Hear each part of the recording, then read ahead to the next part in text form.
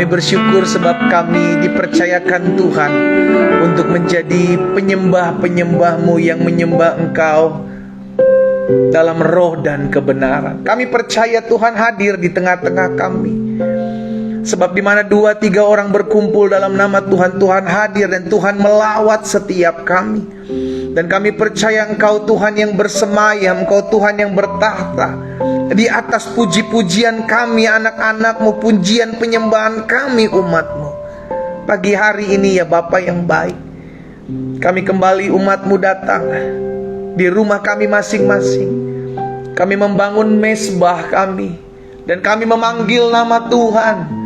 Karena kami tahu orang yang kuat adalah orang yang dekat dengan Tuhan dan datang di hadapan Tuhan. Dan pagi hari ini kami anak-anak Tuhan bersatu hati, mau memuji menyembah-Mu ya Tuhan. Dan kami bersyukur ada begitu banyak anak-anak Tuhan di rumah mereka masing-masing membangun mezbah. Dan kami percaya lauhatan Tuhan, hadirat Tuhan, kuasa Tuhan dinyatakan atas masing-masing kami. Sehingga pagi hari ini kami yang sakit dijamah dan disembuhkan Tuhan di dalam nama Yesus. Kami yang susah mendapatkan penghiburan, pengharapan, kekuatan. Bahkan kami yang terikat dilepaskan, terbelenggu, dibebaskan karena ada kuasa dalam pujian penyembahan kami kepada Yesus.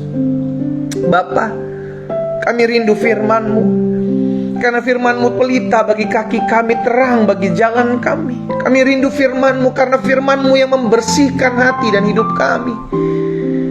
Biarlah hati yang lapar dan haus akan kebenaran itu ada dalam hati kami umat-Mu, sehingga terus semakin hari kami semakin dibaharui, hati kami semakin diubahkan. Dan kami menjadi pribadi-pribadi yang baru, karena sesungguhnya yang lama telah berlalu dan yang baru telah datang. Kami buka hati kami untuk firman-Mu. Roh Kudus sampaikan sesuatu. Kami percaya hari ini adalah hari di mana Tuhan menyampaikan sesuatu bagi masing-masing kami. Kami buka hati kami untuk firman-Mu. Di dalam nama Tuhan Yesus Kristus kami berdoa. Sama-sama kita katakan amin. Haleluya. Shalom, selamat pagi umat Tuhan yang baru bergabung pagi hari ini. Kita bersyukur kita diberikan kesempatan pagi hari ini untuk kembali memuji dan menyembah Tuhan. Tatkala kita akan memulai hari ini, karena kita percaya kekuatan kita tatkala kita diam di hadirat Tuhan.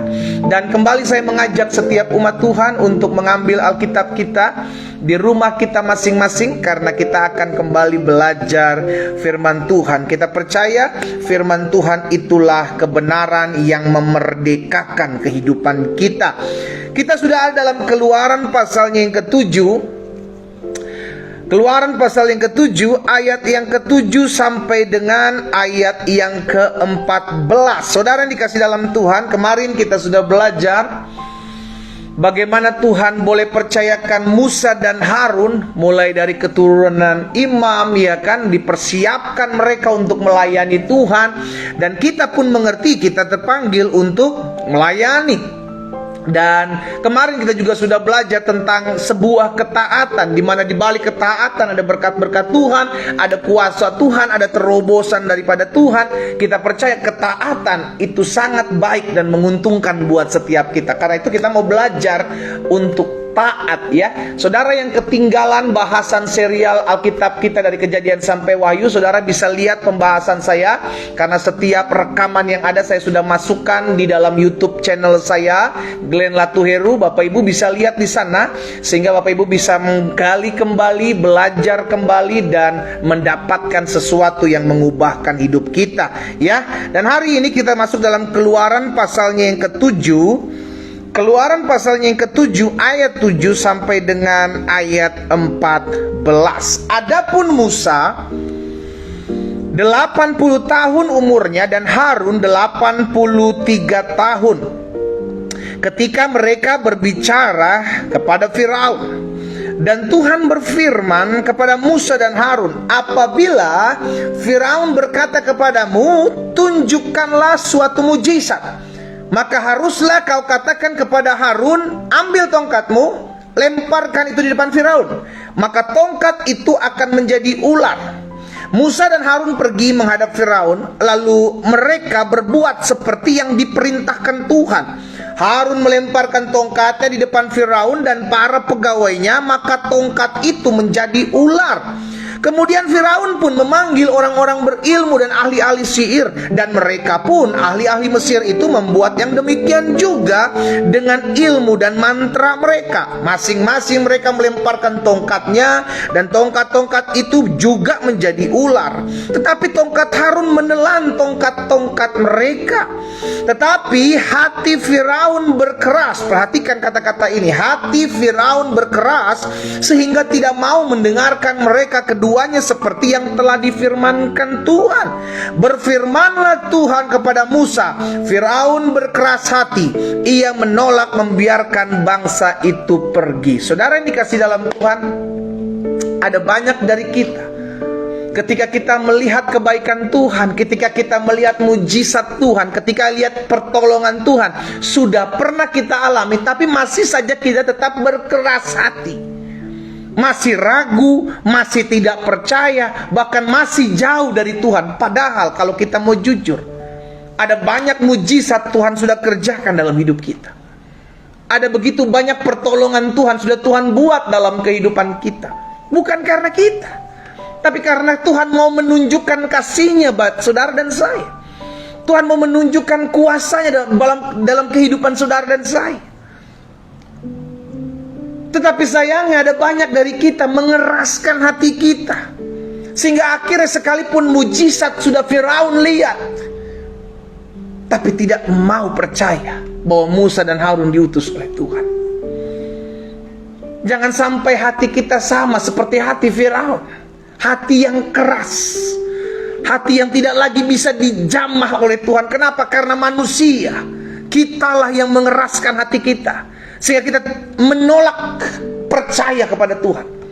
Lah terbukti, kenapa ada banyak orang akhirnya memutuskan untuk menjadi ateis, tidak lagi percaya akan adanya Tuhan.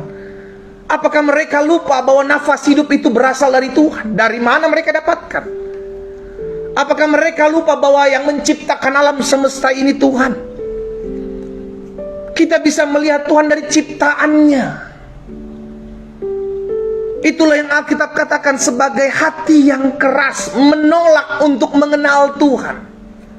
Saya berdoa agar setiap kita umat Tuhan yang dipercayakan Tuhan pagi hari ini mendengarkan firman Tuhan ini, tidak ada yang keras hati. Ayo sama-sama taruh tangan kanan kita di dada. Sama-sama bilang sama saya tidak boleh keras hati. Sama-sama bilang sama saya tidak boleh keras hati. Firaun mengeraskan hatinya. Sekalipun mereka melihat mujizat, Firaun mengeraskan hatinya. Sekalipun Firaun melihat bagaimana kuasa Tuhan dinyatakan melalui Musa dan Harun. Inilah yang saya bilang, hati-hati dengan hati kita. Hati-hati dengan hati kita. Karena memang ada orang-orang yang hatinya sudah keras. Kita mau injilin, kita mau buat apa, dia tetap mengeraskan hatinya karena memang dia memutuskan untuk tidak lagi percaya. Orang-orang seperti ini doakan saja, nggak usah berdebat, saudara. Capek kita kalau berdebat dengan mereka. Doakan, memohon ampunan belas kasihan Tuhan untuk menjamah, karena yang dapat mengubahkan hati manusia hanyalah Tuhan. Manusia nggak bisa buat apa-apa. Hanya Roh Kudus yang mampu mengubahkan hati seseorang. Amsal pasal yang keempat ayat 23. Kita tahu bersama ayat ini, saudara dikasih dalam Tuhan. Amsal 4 ayat 23. Jagalah hatimu dengan segala kewaspadaan, karena dari situlah terpancar kehidupan. Jadi hati manusia adalah pusat kehidupan.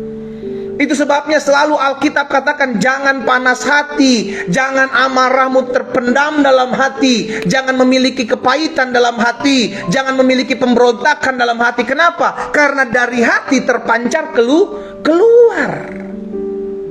Dari dalam hati itu akan terpancar keluar, saudara, dengan sikapnya. Kenapa ada orang suka sekali ngomongin orang? Karena hatinya luka. suka ngegosipin orang karena hatinya luka, hatinya kecewa. Semua dimulai dari hati. Itu sebabnya Alkitab jelas katakan jaga hati, bukan jaga dompet. Iya kan? Jagalah hatimu dengan segala kewaspadaan. Jadi yang perlu diwaspadai itu hati kita. Jangan sampai hati kita terkontaminasi. Makanya selalu saya sampaikan begini saudara, jangan sampai hati kita menyimpan orang-orang, perbuatan-perbuatan orang jahat di hati kita. Jangan. Karena yang akan rugi adalah kita. Orang mau buat apa terhadap kita, orang mau merugikan kita, orang mau rancangkan yang jahat dalam kehidupan kita, orang mau membalas yang baik dengan yang jahat kepada kita. Jangan kau simpan dalam hati. Biarlah apa yang kau simpan dalam hatimu, apa yang baik saja. Kenapa? Karena hatimu, hati kita semua adalah pusat kehidupan. Selama kita menyimpan apa yang baik dalam hati kita, perbendaharaan hati kita, maka tampilannya, tampaknya yang keluar adalah apa yang baik. Jadi kalau ada orang yang ngomongnya kasar, orang yang ngomongnya nyakitin, nggak usah diambil pusing. Kenapa sudah dikasih dalam Tuhan? Karena memang hatinya jahat. Karena memang hatinya jahat. Nah, dalam hal ini kita sedang bahas tentang kekerasan hati. Hati yang keras, hati yang sulit dibentuk, hati yang gak mau peduli terhadap mujizat yang sudah dilihat oleh mata kepala mereka. Ya, Tuhan Yesus pernah berkata seperti ini dalam Markus 7 ayat 21 sampai dengan ayat 23. Markus pasal 7 ayat 21 sampai dengan ayat 23. Apa yang dikatakan di sana? Sebab dari dalam, sama-sama bilang sama saya, dari dalam, dari hati. Sebab dari dalam, yaitu dari hati orang, itu timbul segala pikiran jahat, percabulan, pencurian, pembunuhan, perzinahan, keserakahan, kejahatan, kelicikan, hawa nafsu, iri hati, hujat, sombong, bebal. Bayangkan semua yang jahat itu, ayat 23 perhatikan. Semua hal-hal jahat itu timbul dari dalam dan menajiskan orang. Jadi semua yang jahat itu datangnya dari mana? Dari dalam. Kenapa bisa timbul dari dalam, Pak Pendeta? Karena apa yang dibuat orang jahat kita simpan di dalam hati kita, sehingga kita jadi sama dengan mereka. Sesimpel itu. Sikap orang terhadap kita yang menyakiti kita, yang mengecewakan kita, yang merugikan kita, kita pendam, kita simpan. Sehingga tanpa kita sadar kita jadi sama dengan orang-orang yang menyakiti kita. Kita mulai menyakiti orang lain. Kita mulai ngomongin orang lain. Kita mulai hianati orang lain. Karena sebelumnya kita mengalami terlebih dahulu. Ketika kita mengalami terlebih dahulu, hati kita luka, maka kita mulai melukai orang lain. Hati-hati. Sama-sama ketik di kolom komentar. Hati-hati, jaga hati. Ayo. Sama-sama ketik di kolom komentar live kita. Teman-teman di Facebook, Zoom, Instagram, TikTok, tulis, ketik. Hati-hati, jaga hati. Amin. Biar saya tahu bahwa saudara masih bangun. Ya, nggak tidur, masih bangun. Iya, ada orang yang amin. Tidur dia karena pasti pagi. Saudara dikasih dalam Tuhan, hati-hati, jaga hati.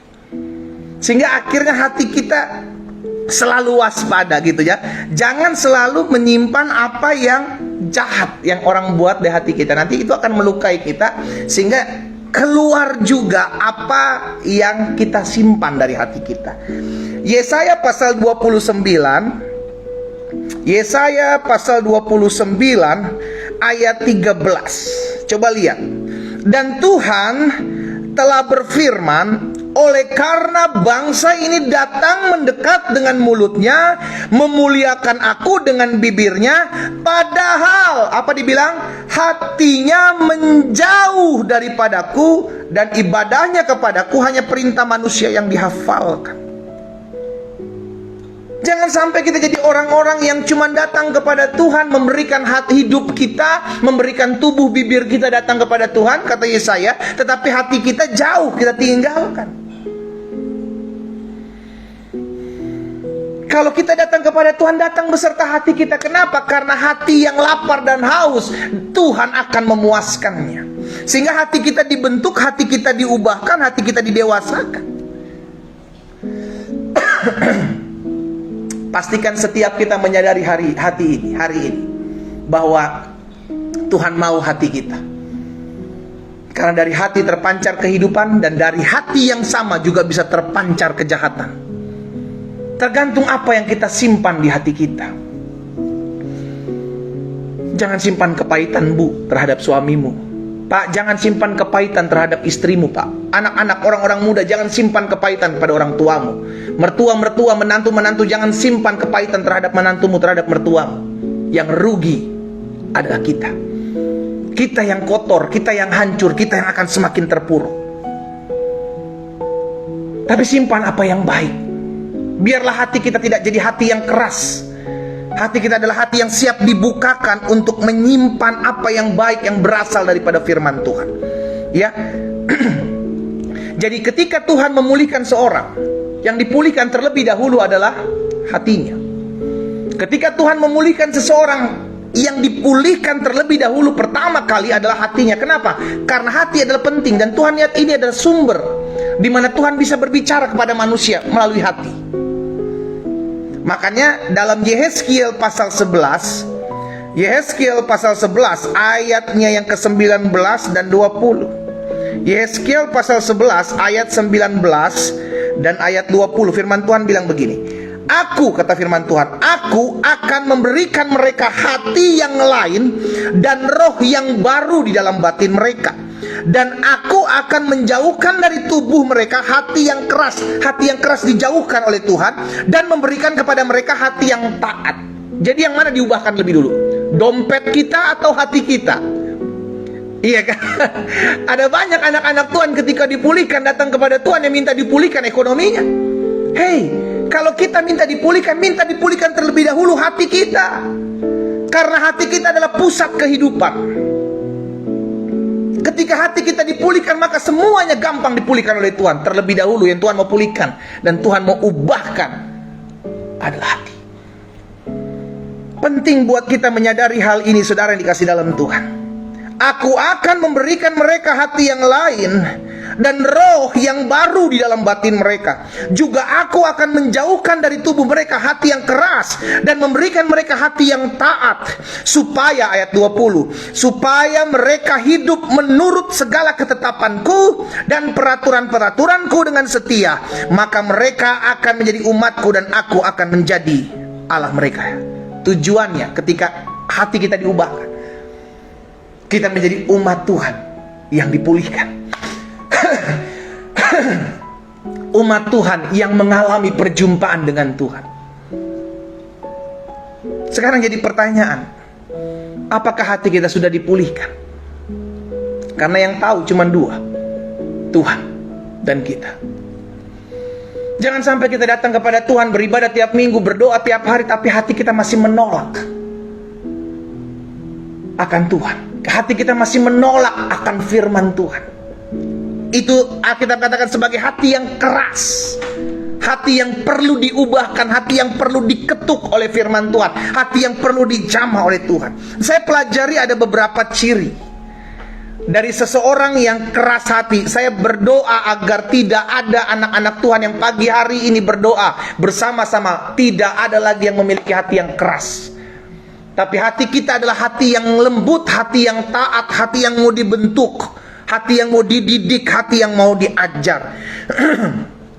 Ciri-ciri seorang yang keras hati saya pelajari. Yang pertama, orang ini sulit untuk ditegur, untuk dididik, karena merasa diri yang paling benar dan orang lain yang salah. Ini salah satu ciri. Atau ciri yang pertama, orang yang keras hati. Gak mau dididik, gak mau dibentuk, gak mau diajar, gak mau diberi peringatan. Karena dia beranggapan diri dia benar, orang lain yang salah. Saul adalah salah satu contohnya. Saul tidak taat. Itu sebabnya kenapa Tuhan undur dari Saul. Karena apa? Karena merasa diri benar. Padahal sudah ditegur melalui Samuel, tapi Saul merasa diri benar. Ketika Saul disuruh oleh Samuel, tunggu sampai aku datang, baru aku akan memberikan korban persembahan. Aku akan memberikan korban bakar, baru kalian pergi berperang. Tapi ketika datang Saul, sudah terjadi peperangan karena Saul sudah memberikan korban. Saul beralasan apa ketika ditegur Samuel? Saul berdalih, bangsa ini sudah mulai berserak-serakan meninggalkan aku. Jadi aku mulai memberanikan diri membakar. Sebagai seorang raja, dia memberanikan diri membakar korban persembahan yang seharusnya itu adalah tugas Samuel. Bukan cuma itu. Ketika dia ditegur melakukan pembenaran, bahkan ketika Samuel dipakai Tuhan untuk bilang kepada Saul, bantai seluruh orang Amalek, semua. Tapi apa yang dilakukan Saul? Disisakan kambing domba onta yang terbaik. Bahkan Agag tidak dibantai sebagai raja Amalek. Tuhan tegur melalui Samuel, kenapa kamu lakukan ini? Berdalih lagi sama Saul, saudaraku. Ya ini kan buat persembahan, kita kasih nanti juga buat Tuhan. Saudara dikasih dalam Tuhan, Saul ada tipikal contoh orang yang keras hati, yang ketika diajar, ketika dididik, hatinya udah tertutup rapat. Karena apa? Karena dia menganggap diri, saya benar, you yang salah. Saya yang paling benar, orang lain yang salah. Hati-hati ketika firman Tuhan kita dengar, lalu kita berkata, ini buat suami gua nih, ini buat istri gua nih, pas banget nih buat mertua gua nih. Hati-hati, jangan-jangan kita menolak firman, padahal setiap firman yang kita dengar itu seperti pedang bermata dua buat kita juga. Sama-sama bilang sama saya, firman itu buat saya. Amin, saudara. Sehingga akhirnya kita menyadari, kalau hati saya adalah hati yang keras, maka dampaknya saya akan menolak setiap ajaran, menolak setiap masukan yang mengkoreksi saya. Ingat, firman Tuhan itu seperti cermin. Kita tahu apa yang menjadi kekurangan kita ketika kita bercermin. Tetapi akan sangat aneh ketika kita bercermin, tapi kita kasih lihat orang lain, muka orang lain. Nih ngaca. Bukan lagi untuk kita. Itu sebabnya Yesus menegur orang-orang ahli-ahli Taurat, orang-orang Farisi.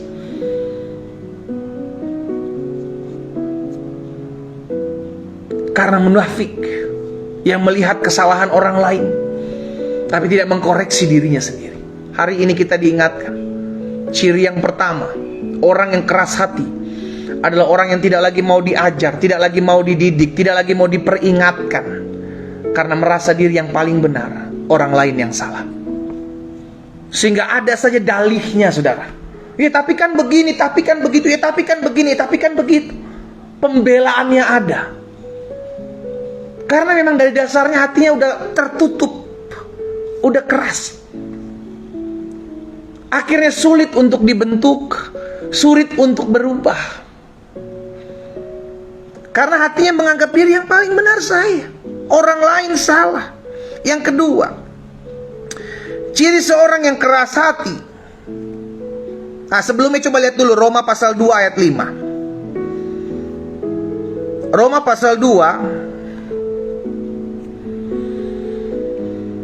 pasal 2 ayat yang kelima. Tetapi oleh kekerasan hatimu yang tidak mau bertobat, lihat, karena kekerasan hatimu yang tidak mau bertobat, maka engkau menimbun murka atas dirimu sendiri pada hari waktu mana murka dan hukuman Allah yang adil akan dinyatakan. Ngeri, saudara. Hati-hati ketika kita tidak lagi mau membuka hati kita untuk firman, sehingga akhirnya kita tidak lagi merasa diri salah, merasa diri perlu diperbaiki, merasa diri perlu dibenarkan, merasa diri perlu dikoreksi. Kita menganggap diri yang paling benar. Saat itulah kita sedang jatuh. Karena merasa apa? Merasa diri benar. Ya, jadi ciri yang pertama seorang yang keras hati, yang pertama dia sulit ditegur. Dia sulit dididik karena merasa diri yang paling benar dan orang lain yang salah.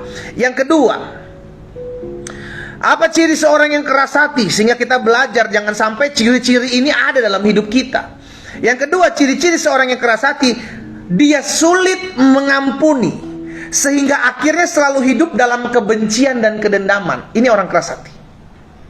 Kenapa dia sulit mengampuni? Karena hatinya keras. Dimulai dari poin yang pertama tadi, merasa diri saya yang benar kok pendeta, suami saya yang salah pendeta, istri saya yang salah, bukan saya. Saya sudah melakukan apa yang menjadi bagian saya sebagai seorang istri, saya sudah melakukan apa yang menjadi bagian saya sebagai suami. Istri saya yang memberontak pendeta, suami saya yang kasar pendeta. Dampaknya apa? Dampaknya kita menganggap diri yang paling benar dan akhirnya kita menimbul kebencian, mendam kebencian dalam hati kita. Mertua saya yang salah pendeta, menantu saya yang keras kepala ini pendeta. Saya percaya kok kalau setiap ada masalah pasti kita ada juga di dalamnya melakukan sesuatu yang minimal kita bisa melepaskan pengampunan. Dan ciri yang kedua, orang yang keras hati adalah sulit untuk mengampuni. Kenapa dia sulit mengampuni? Karena di awal yang tadi merasa diri saya benar. Dia sulit mengampuni, akhirnya ujung-ujungnya dia menyimpan apa? Menyimpan benci, menyimpan dendam. Lihat Saul, kita belajar dari Saul yang keras hati. Yang pertama, Saul menganggap diri yang paling benar, sehingga dia tidak mau ditegur Samuel, dia tidak mau dididik oleh firman. Yang kedua, Saul memendam kebencian terhadap Daud, saudaraku, karena berpikir yang aneh-aneh. Ketika wanita-wanita, perempuan-perempuan bernyanyi-nyanyi, Saul mengalahkan beribu-ribu, tetapi Daud mengalahkan berlaksa-laksa. Alkitab mencatat mulai dari saat itu Saul mendengki Daud. Saul benci terhadap Daud. Kenapa seseorang bisa membenci? Karena hatinya keras. Karena saya percaya kalau Tuhan sudah jamah hati seseorang, maka hati orang itu akan penuh dengan kasih. Karena Allah adalah kasih. Ketika Allah ada dan tinggal dalam kasih hati kita, maka kasihnya mengalir dalam hidup kita. Dan semua itu firman Tuhan. Sehingga akhirnya kita tidak menjadi orang-orang yang memendam benci, memendam kedendaman yang akhirnya melukai diri kita sendiri. Ya. Coba lihat dalam 1 Samuel 18 ayat 8 dan 9. 1 Samuel 18 ayat 8 dan 9 bilang apa? Lalu bangkitlah amarah Saul dengan sangat. Lihat, dia marah. Marah bukan karena apa yang Daud buat, tapi marah hanya oleh perkataan wanita-wanita ini. Lalu bangkitlah amarah Saul dengan sangat, dan perkataan itu menyebalkan hatinya. Sebab pikirnya, kepada Daud diperhitungkan mereka berlaksa-laksa, kepadaku hanya diperhitungkan beribu-ribu. Akhirnya jabatan raja itu pun jatuh kepadanya. Lihat pikiran jahatnya Saul. Dia berpikir Daud akan mengambil kedudukannya sebagai seorang raja. Padahal tidak pernah terbesit di pikiran Daud sedikit pun untuk mengambil kedudukan Saul sebagai raja. Tapi Tuhan yang langsung memberikannya kepada Daud. Karena Saul berpikir seperti itu, akhirnya dia sulit mengampuni Daud. Dia memendam kebencian, dia memendam kepahitan yang akhirnya merugikan dirinya sendiri. Orang yang keras hati, ciri-cirinya yang kedua, dia sulit mengampuni. Kenapa? Karena firman Tuhan sudah terblokir, saudaraku. Istilahnya tuh kalau di dalam laptop atau komputer itu udah ada antivirusnya, udah gak bisa masuk itu virus, saudara. Firman udah gak bisa masuk lagi menyentuh hati kita, karena kita sudah pasang blok dan menganggap diri kita benar. Enggak, firman ini bukan buat saya. Mengerikan. Sehingga akhirnya sudah dikasih dalam Tuhan, kita berkata, wajar dong pendeta saya benci dengan dia karena dia menyakiti saya. Wajar dong pendeta saya benci dengan dia karena dia sudah mengecewakan saya. Akhirnya kita mengatakan sebuah kewajaran jika saya membenci sesama saya. Apakah engkau anak Tuhan? Bukankah firman Tuhan bilang, berbahagialah mereka yang membawa damai, karena mereka akan disebut anak-anak Allah. Jadi kalau kita bukan membawa damai tetapi kita membawa kebencian, anak siapa kita? Ya, jadi ciri-ciri seorang yang kedua sudah dikasih dalam Tuhan, seorang yang keras hati. Ciri-cirinya dia sulit mengampuni, sehingga selalu hidup dalam kebencian, dia selalu hidup dalam kedendaman. Kepahitan akan tetap terus ada dalam hatinya. Itu aja yang dia lakukan terus. Dan yang ketiga, yang terakhir, ciri-ciri seorang yang keras hati. Yang pertama, saya ulang, ciri-ciri seorang yang keras hati, dia sulit ditegur, dia sulit dididik. Kenapa? Karena merasa diri yang paling benar, orang lain salah. Dia gak mau dibentuk. Padahal hidup adalah pembentukan, hidup adalah proses. Itu ciri-ciri orang yang keras hati, gak terima ajaran, gak terima didikan, karena merasa diri yang paling benar dan paling baik. Yang kedua, ciri-ciri orang yang keras hati, dia sulit mengampuni, yang pada akhirnya akan memendam dendam, menendam kebencian dalam hati dia. Kenapa dia sulit mengampuni? Karena yang awal tadi di poin pertama, dia merasa saya yang benar, orang lain yang salah. Dampaknya dia akan sulit mengampuni. Dan yang ketiga, yang terakhir, ciri-ciri seorang yang keras hati, tidak lagi hidup dalam tuntunan Tuhan, dan ujung-ujungnya akan kompromi dengan dosa. Itu adalah step-stepnya, saudara. Ujung-ujungnya adalah kebinasaan, ujung-ujungnya adalah kehancuran. Dimulai dari hati yang keras. Jadi stepnya itu, gak lagi mau dididik, gak lagi mau diajar. Padahal kita perlu firman Tuhan untuk merubah hidup kita. Kita perlu firman Tuhan untuk mengkoreksi kekurangan kita. Sehingga itu sebabnya kenapa kita perlu merenungkan firman Tuhan setiap hari. Karena pelita bagi kaki kita adalah firman Tuhan, terang bagi jalan kita adalah firman Tuhan. Tapi kalau orang yang keras hati, firman yang dia baca setiap hari dia blok. Dia merenungkan, dia baca, tapi itu bukan buat dia, buat serang orang, buat cari-cari kekurangan pasangannya, cari-cari kekurangan mertuanya, menantunya. Oh, ini buat kamu nih cocok nih buat kamu nih. Sehingga buat kitanya gak ada. Jadi yang pertama, dampaknya dari kekerasan hati, langkah-langkahnya yang mulai menuju kepada kehancuran. Langkah pertama adalah sulit untuk dididik, sulit untuk diajar, sulit untuk diubah. Karena merasa diri yang paling benar, merasa diri yang paling berjasa, merasa diri yang paling baik. Yang kedua, dampaknya adalah sulit mengampuni. Kenapa? Karena poin yang pertama tadi. Karena dia merasa benar, maka sulit mengampuni. Karena dia sulit mengampuni, dampaknya dia akan tetap terus memendam dendam, memendam benci. Dia dong pendeta yang harus mengampuni saya. Dia dong harus datang minta maaf sama saya. Berarti kalau orang itu gak minta maaf, kita gak akan pernah memaafkan. Dan yang ketiga, dampaknya dari orang yang keras hati, dia akan mulai kompromi dengan dosa. Karena tidak lagi ada tuntunan firman. Karena firman Tuhan tidak lagi bisa menuntun hidupnya. Hanya logika dia, hanya kekerasan hati dia, hanya kesombongan, kecongkakan dia yang menuntun hidup dia, yang berujung kepada kehancuran. Saya berdoa agar setiap anak-anak Tuhan, hamba-hamba Tuhan, umat Tuhan yang pagi hari ini bergabung dalam doa pagi, yuk sama-sama kita memiliki hati yang lembut. Minta Tuhan berikan kami hati seorang hamba, hati yang mau dididik, hati yang mau dibentuk, hati yang mau diajar, hati yang mau dimurnikan. Sehingga semakin hari hidup kita semakin mempermuliakan nama Tuhan. Kita berdoa, kita datang kepada Tuhan. Pagi hari ini Bapa yang baik, kami bersyukur buat kasih setia Tuhan dalam kehidupan kami. Hari ini adalah hari yang Tuhan sudah jadikan. Hari ini adalah hari kepastian, di mana kami sungguh boleh melihat ada lawatan Tuhan, ada kuasa Tuhan dinyatakan atas setiap kami. Sekalipun kami ada di rumah kami masing-masing, tapi kami belajar untuk mau dibentuk, dididik, untuk mau hidup diarahkan oleh firman-Mu. Hamba berdoa ya Bapa, biar setiap benih firman yang kami dengar pagi hari ini, kami menjadi pribadi-pribadi yang memiliki hati yang lemah lembut. Oh Tuhan, ubahkan hati kami. Kami tidak mau memiliki hati seperti Firaun, hati yang keras, hati yang tidak mau dididik, hati yang tidak mau diajar, yang berujung kepada kebencian, kedendaman. Dan ujung-ujungnya kami mulai menyakiti hati sesama kami. Tapi hari ini kami minta Tuhan, Roh-Mu mengubahkan kami, Roh-Mu melawat hati setiap kami, sehingga semakin hari kami semakin mengalami pemulihan. Apa yang Tuhan taruh dalam hati hamba sudah hamba sampaikan.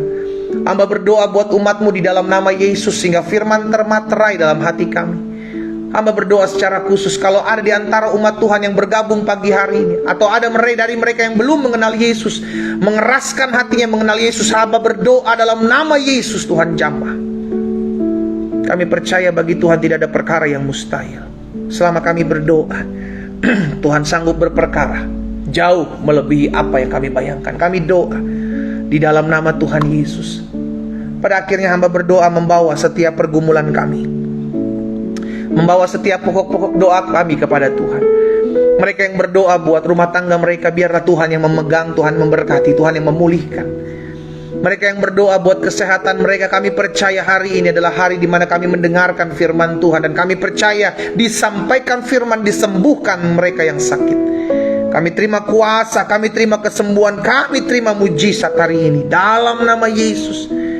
Hamba juga berdoa buat mereka yang berdoa buat usaha mereka, pekerjaan mereka, bisnis mereka. studi mereka. Hamba berdoa di dalam nama Yesus, biar Tuhan memberkati kedua tangan mereka, dibuat berhasil dengan segala apa yang mereka kerjakan di sepanjang hari berjalan ini. Bahkan hidup mereka biarlah mempermuliakan nama Tuhan di dalam nama Yesus. Terima kasih Bapa. Hari ini hamba juga berdoa buat mereka secara khusus yang bergumul, agar mereka memiliki kerinduan untuk berdamai. Karena hari ini mereka ditegur oleh firman-Mu, biarlah kami boleh menjadi pembawa-pembawa damai. Kami yang hari-hari ini mungkin sedang berselisih dengan adik kami, dengan kakak kami, dengan mertua kami, dengan orang tua kami, dengan mertua, dengan menantu kami. Hari ini kami mau mengambil keputusan untuk melepaskan pengampunan bagi mereka. Karena kami tahu, kami anak-anak Tuhan Yesus dipercayakan untuk membawa damai bagi sesama kami. Menjadi pembawa-pembawa damai. Karena itulah panggilan kami. Hamba berdoa di dalam nama Tuhan Yesus, kasih Tuhan membalut setiap kami, kasih Tuhan menjamah, memulihkan setiap kami, sehingga terus pemulihan demi pemulihan terjadi atas kami. Oh, terima kasih Roh Kudus, terima kasih, terima kasih. Kami juga berdoa bersatu hati, menyerahkan setiap orang-orang muda yang pagi hari ini bergabung dalam doa pagi, dan mereka merindukan memiliki hati yang mau berubah. Oh Tuhan, jamah masa muda mereka, Tuhan ubahkan masa muda mereka, sehingga masa muda mereka seperti burung Raja Wali yang terbang tinggi dengan kekuatan sayapnya. Sebab Tuhan ada dan mengubahkan masa muda mereka. Hamba berdoa di dalam nama Yesus, sehingga orang-orang muda dipulihkan, orang-orang muda mengalami lawatan Tuhan pagi hari ini. Orang-orang muda memiliki hati yang hancur datang kepada Tuhan, dipulihkan masa muda mereka dalam nama Yesus. Terima kasih Bapa yang baik. Hamba menyerahkan masing-masing mereka ke dalam tangan Tuhan. Tuhan tuntun, Tuhan terangi, Tuhan arahkan, sehingga mereka berjalan dalam kasih kuasa Tuhan. Kalau ada di antara mereka juga yang mencari doa, mencari pasangan hidup, biarlah Tuhan bukakan jalan bagi mereka. Pertemukan mereka dengan pasangan hidup yang berasal daripada Tuhan, yang takut akan Tuhan, mengasihi Tuhan, bahkan mencintai dan mengasihi mereka. Hamba juga berdoa jika ada di antara mereka yang berdoa hari-hari ini untuk mencari pekerjaan, biarlah Tuhan buka jalan dalam nama Yesus, sehingga mereka menemukan pekerjaan yang baik, yang layak, yang berasal daripada Tuhan, dan dipromosikan oleh Tuhan dengan cara-cara Tuhan yang ajaib dalam nama Tuhan Yesus. Terima kasih Bapa yang baik. Hamba menyerahkan umat-Mu satu persatu ke dalam tangan Tuhan. Tuntun sertai langkah hidup mereka, sehingga mereka berjalan dalam terang firman Tuhan. Pada akhirnya kami berdoa buat kota di mana kami tinggal. Saudara dikasih dalam Tuhan, kita doakan kota di mana kita tinggal, karena kita percaya kesejahteraan kota kita adalah kesejahteraan kita. Mari kita ucapkan berkat buat kota kita. Bapa, kami memberkati kota kami. Kami doa dalam nama Yesus, biarlah kota kami diberkati Tuhan. Kota kami aman, kota kami tentram, kota di mana kami tinggal ekonominya maju, kota di mana kami tinggal dalam perlindungan Tuhan. Bahkan kota di mana kami tinggal untuk dapat beribadah, kami bisa beribadah dengan tenang dan tanpa gangguan. Di dalam nama Tuhan Yesus, gereja-gereja Tuhan di kota kami boleh menjadi berkat di dalam nama Tuhan Yesus. Bapak, kami juga berdoa menyerahkan bangsa kami ke dalam tangan Tuhan. Indonesia dalam perlindungan Tuhan. Indonesia dijaga, dipagari, dilindungi oleh Tuhan, sehingga pada akhirnya Indonesia penuh dengan kemuliaan nama Tuhan. Kami doa ya Tuhan, segala roh pemecah belah yang ditabur atas bangsa kami, segala kuasa-kuasa mantra, segala ikatan-ikatan perdukunan, kami sepakat patahkan di dalam nama Yesus Kristus. Tuhan, tidak berlaku atas bangsa kami. Pemimpin-pemimpin bangsa kami diberkati, dijaga, disertai Tuhan. Bapak Presiden, Wakil Presiden, jajaran menteri yang ada, DPRD tingkat 1, DPRD tingkat 2, kami doa, para gubernur, para bupati, para wali kota, para camat, para lurah, para RT, para RW. Kami juga berdoa ya Tuhan, Panglima TNI, Kapolri, kami ucapkan berkat beserta jajarannya, diberkati oleh Tuhan. Hakim-hakim, jaksa-jaksa yang ada, diberkati, takut dan gentar akan Tuhan ada dalam hati dan hidup mereka. Sehingga kami berdoa, Tuhan sendiri yang memakai pemimpin-pemimpin kami untuk berjalan dalam kuasa dan anugerah Tuhan. Bapak, terima kasih. rencana 2024 pemilihan umum. Kami doa dari sekarang, kami ucapkan berkat kuasa Tuhan menjagai bangsa kami. KPU yang ada ya Tuhan, Tuhan memberkati. Pemimpin-pemimpin partai yang ada Tuhan berkati, sehingga mereka boleh mengambil keputusan yang terbaik. Dan keadaan di tahun 2024 pada saat pemilu, keadaan aman, keadaan kondusif, keadaan dalam perlindungan Tuhan, semua ada dalam berkat dan campur tangan Tuhan. Di dalam nama Tuhan Yesus, kami berdoa buat gereja-gerejamu ya Tuhan. Kami berdoa buat hamba-hamba Tuhan. Kami bergandengan tangan, kami terus menegakkan kerajaan Allah dalam kebenaran dan kasih di tengah-tengah muka bumi ini. Terima kasih Tuhan Yesus. Pada akhirnya kami bersyukur buat pagi hari ini. Kami percaya sepanjang hari ini kami hidup dalam pimpinan Tuhan. Sepanjang hari ini kami hidup mengecap kebaikan Tuhan. Dan sepanjang hari ini kami hidup melihat keberkatan Tuhan. Kami imani apa yang kami doakan sudah kami terima, sehingga tergenapi firman Tuhan dalam hidup kami. Apapun juga yang kami doakan dan naikkan kepada Tuhan, kami percaya maka hal itu akan diberikan kepada kami. Kami imani terjadi dalam kehidupan kami. Di dalam nama Tuhan Yesus Kristus kami berdoa. Sama-sama kita katakan amin. Haleluya. Yesus Kristus Tuhan kita baik. Bapak Ibu Saudara yang dikasih dalam Tuhan, kita kembali ketemu nanti malam. Karena sepanjang hari ini kita ambil waktu khusus berpuasa, saudara. Karena setiap hari Jumat dalam komunitas doa pagi kita ada kebiasaan yang baik, yakni berpuasa di hari Jumat. Kenapa? Karena kita percaya puasa lebih mendekatkan kita kepada Tuhan. Kita minta agar hati kita lebih peka lagi akan suara Tuhan. Kita minta biar hubungan kita dengan Tuhan semakin terjaga dengan baik. Itu sebabnya bagi setiap umat Tuhan yang mau bergabung setiap hari Jumat bisa berpuasa di rumah kita masing-masing. Mulai dari pagi hari kita bangun pagi sampai dengan nanti siang atau nanti sore. Bapak Ibu bisa kuat bertahan sampai di waktu yang mana kita berbuka dan menikmati berkat-berkat Tuhan. Dan malamnya jam 9 malam waktu Indonesia bagian Barat, kita akan ada doa bersama-sama kembali. Saya akan live dalam Facebook, TikTok maupun Instagram saya dan Zoom, yang nantinya kita akan khusus berdoa buat pokok-pokok doa kita yang sudah kita tuliskan di selembar kertas, yang akan nantinya saya akan pimpin untuk kita mengangkat kertas kita atau pokok-pokok doa kita bersama-sama, dan saya akan berdoa secara khusus buat pokok-pokok doa kita. Saudara dikasih dalam Tuhan, tetap miliki hati yang mau dibentuk, hati yang mau diubahkan. Tuhan Yesus memberkati kita semua. Selamat pagi, selamat beraktivitas, shalom.